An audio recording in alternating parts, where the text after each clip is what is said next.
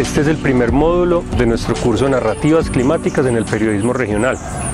Aquí abordaremos conceptos claves para entender qué significa la crisis climática y por qué hoy la definimos como una emergencia.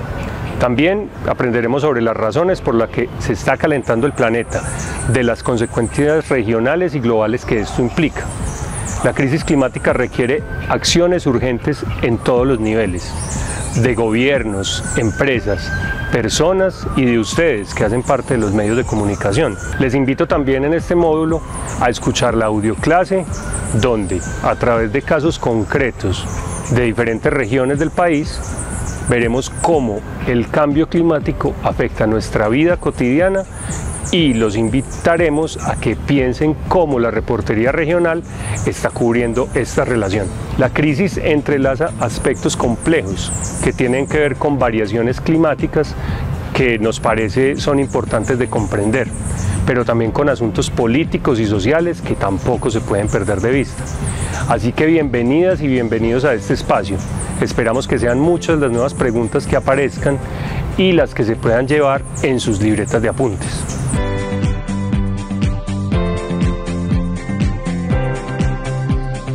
Lo primero irrebatible es que somos los humanos quienes hemos causado la mayor parte del calentamiento del planeta.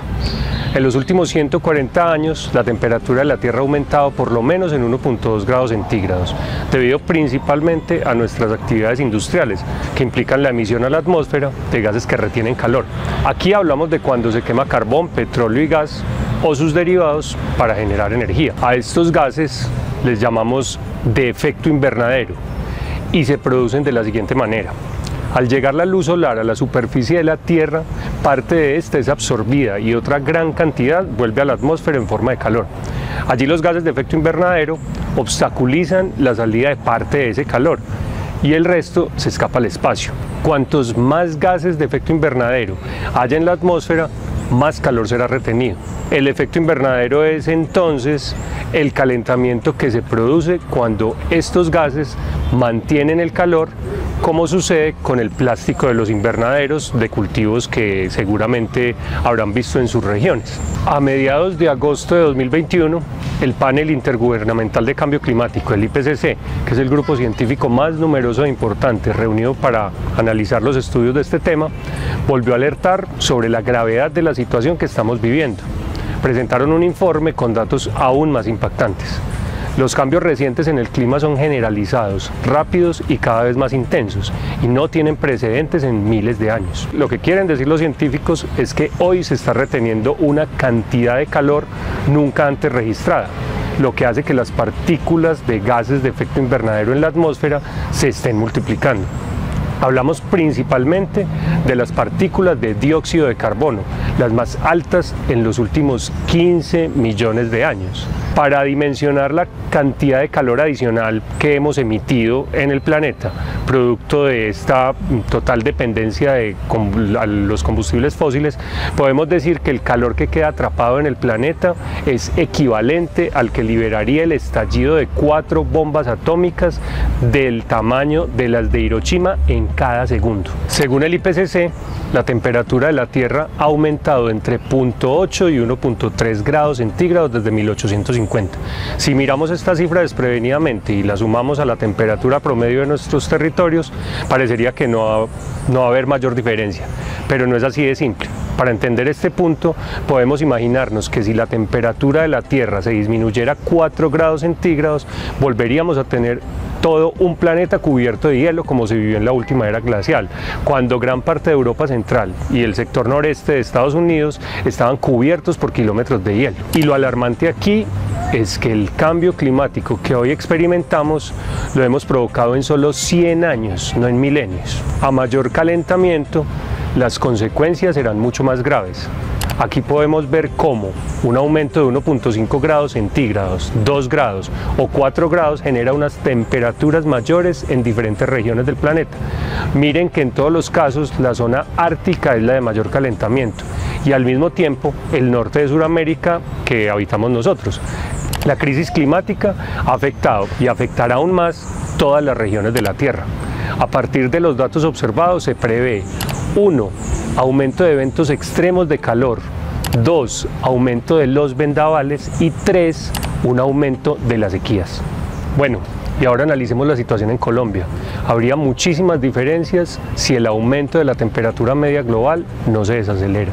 Miremos lo que significaría que la temperatura media global se incrementara 2 o 3 grados centígrados entre 2021 y 2040, para un aspecto específico, el aumento del número de días que se experimentarían al año a más de 40 grados centígrados. Según la OMS, la temperatura óptima para el organismo es entre 18 y 24 grados centígrados. Así el cuerpo se mantiene a unos 37 grados. Cualquier nivel más elevado supone riesgos para la salud. Si el cuerpo se calienta hasta los 39 o 40, el cerebro le dice a los músculos que trabajen menos y comenzamos a sentir fatiga. El cuerpo ya ni siquiera puede transpirar porque se detiene el flujo de la sangre hacia la piel, que se siente fría y húmeda. Se produce agotamiento por calor y por sobre los 41 grados centígrados el cuerpo comienza a dejar de funcionar. Se afectan los procesos químicos, las células dentro del cuerpo se deterioran y hay riesgos de que fallen múltiples órganos. Si llegamos a los 2 grados centígrados de temperatura media global, en rojo oscuro vemos zonas del Cesar y Magdalena con más de 100 días en esta condición. ¿Se imaginan las consecuencias para las personas, los animales y los ecosistemas?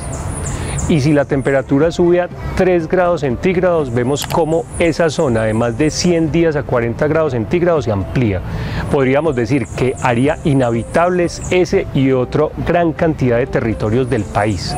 Este es un análisis para la misma situación en la región sur de los Estados Unidos. El impacto que tendría un aumento del nivel del mar haría desaparecer zonas muy pobladas del país. En esta imagen tenemos la proyección de lugares que en Colombia estarán bajo el agua en 2030, las riberas del Atrato y zonas de Barranquilla y Buenaventura. Aquí también vemos cómo el asunto climático se entrelaza con aspectos como el de la pobreza y el racismo estructural, es decir, cómo los efectos de este proceso irreversible afectarán la vida y la integridad de personas y comunidades que ya son víctimas de desigualdad y discriminación. El aumento de la temperatura afecta todos los ámbitos de nuestra vida. Los eventos de calor extremo, que algunos de ustedes quizá ya hayan experimentado, serán la nueva normalidad. También las lluvias torrenciales y sequías, aspectos que al juntarse con otros configuran algo más que un cambio climático, una crisis global, compleja, que podría llevarnos al colapso de nuestra civilización. Basta ver las inundaciones en Europa y los incendios en la Amazonia para imaginar las magnitudes de estos sucesos. La agenda climática de los gobiernos a nivel global, como en esta última COP, se concentran en la disminución de emisiones de dióxido de carbono y temperatura. Por eso es fundamental comprender que nuestro problema es ecológico. Hemos rebasado los límites biogeofísicos del planeta, donde la temperatura es tan solo el síntoma de la enfermedad y no se cura al paciente con aspirina. La ruptura de las condiciones ecológicas que sostienen la vida humana y no humana, tal como la conocemos, es de proporciones alarmantes. Hemos devastado el 32% de los bosques, el 85% de los humedales y el 50% de los arrecifes de coral desde 1840. La deforestación en la región es impactante. La tala de bosques para la expansión de la ganadería o del cultivo de plantas de uso ilícito o de monocultivos como la caña o la soya no solo destruyen la biodiversidad, sino que impiden los procesos de enfriamiento natural que tiene el planeta. Solo hay que pensar en la diferencia que sentimos, por ejemplo, bajo la sombra de un árbol en un día caluroso. Los ecosistemas, las especies, las poblaciones silvestres, las variedades locales y las razas de plantas y animales domesticados se están reduciendo, deteriorándose o desapareciendo. La red esencial e interconectada de la vida en la Tierra se está haciendo más pequeña y cada vez más deshilachada. Esto dijo el profesor Seattle. Esta pérdida es un resultado directo de la actividad humana y constituye una amenaza directa para el bienestar en todas las regiones del mundo. Para autores como Elizabeth Kolbert, Se trata de la sexta extinción, de las dimensiones de la más conocida, la que sucedió hace 65 millones de años, donde desaparecieron, entre muchas especies, los dinosaurios.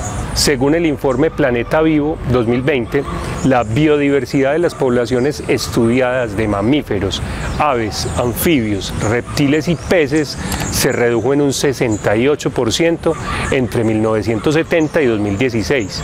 En América Latina la situación es peor. En nuestra región la reducción de las poblaciones de mamíferos, aves, anfibios, reptiles y peces fue del 94%. Una de las actividades humanas que más degrada el planeta es la agricultura industrial, que dejó de producir alimentos para cultivar insumos para otras industrias, toneladas de maíz, trigo o soya que se transan en las bolsas para surtir la producción de etanol, de comida para ganado o para materiales sintéticos. El sistema agroindustrial es responsable del 80% de la deforestación global y del 70% del uso de agua dulce y ocupa alrededor del 33% de la superficie terrestre. Esta industria se ha encargado de homogeneizar nuestras dietas, creando ciclos de mercado en los que muchos humanos consumen los mismos productos, así vivan en Bogotá, Leticia, Lima o Quito. Esto es un problema mayúsculo. La pérdida de diversidad agrícola implica la degradación de los ecosistemas en busca de la producción industrial de ciertos alimentos. De las 6.000 especies de plantas comestibles conocidas, tan solo 9 representan el 66% de toda la producción agrícola. El modelo agroindustrial reemplazó la mano de obra necesaria para la preparación de la tierra, el riego, la fertilización, la recolección y el transporte por combustibles fósiles. Hoy no se generan excedentes energéticos. Se emplean entre 10 y 15 calorías de energía para producir 1 caloría de energía en forma de alimento homogenizado por el mercado. La tercera parte de la tierra del planeta está severamente degradada y se está perdiendo suelo fértil a un ritmo de 24.000 millones de toneladas de suelo por año debido a la agricultura industrial. El plástico es un problema fuera de control. Entre 2000 y 2016 se produjeron más plásticos que en los 100 años anteriores. Hoy su masa dobla la de todos los animales terrestres y marinos. En resumen, la crisis climática es un problema complejo, consecuencia del modelo económico, de una civilización moderna que depende en todos sus aspectos de las energías fósiles. El crecimiento de la economía tiene como consecuencias la extinción de las especies, la deforestación, la acidificación de los océanos, la contaminación del agua, suelos y aire, de la extinción de la vida misma. Ni todas ni todos somos responsables en la misma proporción. Según Oxfam, en los últimos 25 años, el 10% de los países más ricos, aproximadamente 630 millones de personas, generó el 52% de las emisiones de carbono acumuladas. El aumento de la concentración de dióxido de carbono sucede, como mencionamos antes, en función de la quema de las energías fósiles que sostienen el capitalismo como sistema económico global. Obviamente, las petroleras, con todo su despliegue tecnológico y científico, tenían muy clara esta situación. En 1977, el investigador principal de Exxon, James Black, anunció: en primer lugar, existe un acuerdo científico general de que la manera más probable en que la humanidad está influyendo en el clima global es a través de la liberación de dióxido de carbono por la quema de combustibles fósiles. Un año después, Black advirtió que duplicar el monóxido de carbono en la atmósfera aumentaría la temperatura global promedio en 2 o 3 grados centígrados. Según el Climate Accountability Institute, solo 100 compañías extractoras de fósiles están vinculadas a las emisiones del 71% de los gases de efecto invernadero mundiales desde 1988, año de inicio del IPCC. De acuerdo a diversos artículos académicos y reportes de instituciones como la ONU, la mayor parte de los fósiles deben dejarse enterradas. En un artículo publicado por Nature en septiembre, se calcula que el 89% de las reservas mundiales de carbón, el 58% de las de petróleo y el 59% de las de gas se deben dejar bajo tierra. ¿Y saben cuál es el plan de las petroleras? Seguir buscando más carbón, petróleo y gas. La línea roja de esta gráfica nos indica los planes de continuar explorando y explotando nuevas reservas hasta 2050. La línea negra nos muestra lo que pasaría si continuamos quemando solamente las reservas de petróleo conocidas hasta 2019, que superarían la línea gris que muestra el camino para no llegar al aumento de 1,5 grados centígrados del Acuerdo de París. Nos queda claro que tenemos mucho más del carbón, petróleo y gas que podríamos usar. Entonces, ¿qué sentido tiene gastar increíbles cantidades de dinero en buscar y explotar más? Es urgente que entendamos que la única manera viable de ralentizar los efectos catastróficos de la crisis climática es dejar la mayor parte del carbón, el petróleo y el gas enterrados para siempre. Eso es el primer paso, entender que debemos transitar hacia una cultura distinta a la actual, lejos de las fósiles. Debemos ocuparnos como humanidad de sanar la tierra, de restaurar los ecosistemas, de reverdecer. La transición no se trata de avances tecnológicos, se refiere a profundos cambios culturales.